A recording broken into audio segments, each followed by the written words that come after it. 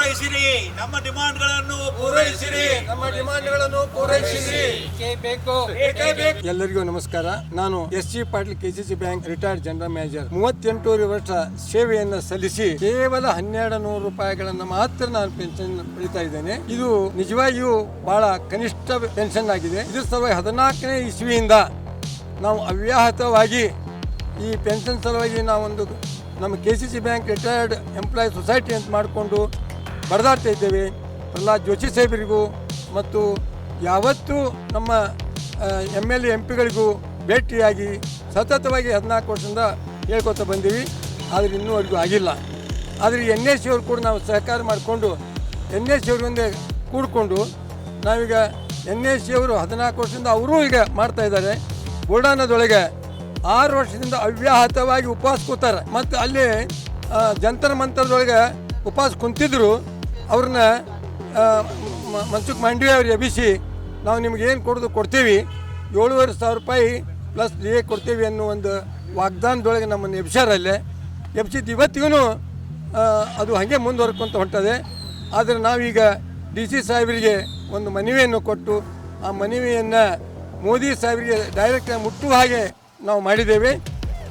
ಈಗ ನಮ್ಮ ಬೇಡಿಕೆ ಏನಂತಂದ್ರೆ ಮಿನಿಮಮ್ 7,500 ಪ್ಲಸ್ 40% DA ಮೆಡಿಕಲ್ ಇಷ್ಟು ನಮ್ಮ NSC ಅವ್ರು ಕೇಳಿದ್ದಾರೆ.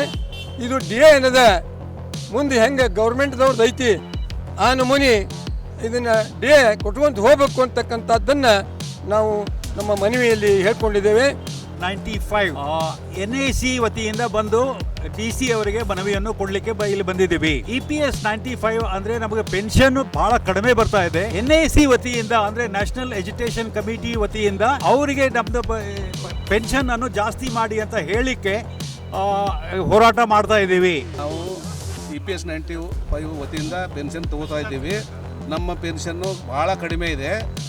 ನಮ್ಮ ಪೆನ್ಷನ್ನು ಹೆಚ್ಚಿಗೆ ಬೇಕಂತ ಕೇಳ್ತಾ ಇದ್ದೇವೆ.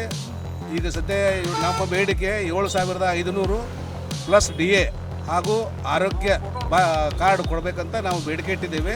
ಆ ಬೇಡಿಕೆ ಈಡೇರುವವರೆಗೂ ನಾವು ಹೋರಾಟ ಮಾಡ್ತಾ ಇದ್ದೇವೆ. ಈ ಬೇಡಿಕೆ ಈಡೇರೋ ಸಲುವಾಗಿ MP ಗಳಿಗೆ ಮತ್ತು ಜಿಲ್ಲಾಧಿಕಾರಿಗಳಿಗೆ ಮತ್ತು ನಮ್ಮ KSRTC MDಗಳಿಗೆ ಮನವಿ ಕೊಟ್ಟಿದ್ದೀವಿ. ಪ್ರಧಾನಮಂತ್ರಿಗೆ ಮುಟ್ಟಿಸ್ರಿ ಅಂತೇಳಿ ಪ್ರಧಾನಮಂತ್ರಿ ಅವರಿಗೆ ನಾವು ಈ ಮನವಿಗಳನ್ನು ಅವರ ಹೆಸರ ಮೇಲೆ ಕೊಡ್ತಾ ಇದ್ದೀವಿ. ನಮ್ಮ ಕಾರ್ಮಿಕ ಮಂತ್ರಿಗಳು ಈಗಾಗಲೇ ನಮ್ಗೆ ಭರವಸೆ ಕೊಟ್ಟಿದ್ದಾರೆ.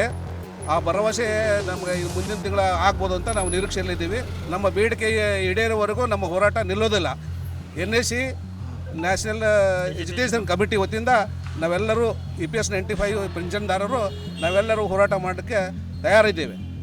ನಮ್ಮ ಬೇಡಿಕೆ ಈಡೇರುವವರೆಗೂ ನಾವು ಹೋರಾಟ ಇನ್ನೂ ಮಾಡ್ತಾ ಇದ್ದೇವೆ ಅಂತ ಹೇಳಕ್ಕೆ ಬಯಸ್ತೇನೆ. ನನ್ನ ಹೆಸರು ನಾಗೇಂದ್ರ ರಾವ್ ಬೇವಿನಕಟ್ಟಿ. ಕಮಿಟಿಗೆ ನ್ಯಾಷನಲ್ ಎಜುಕೇಶನ್ ಕಮಿಟಿಗೆ EPS 95 ಜನರಿಗೆ EPS 95 ಜನರಿಗೆ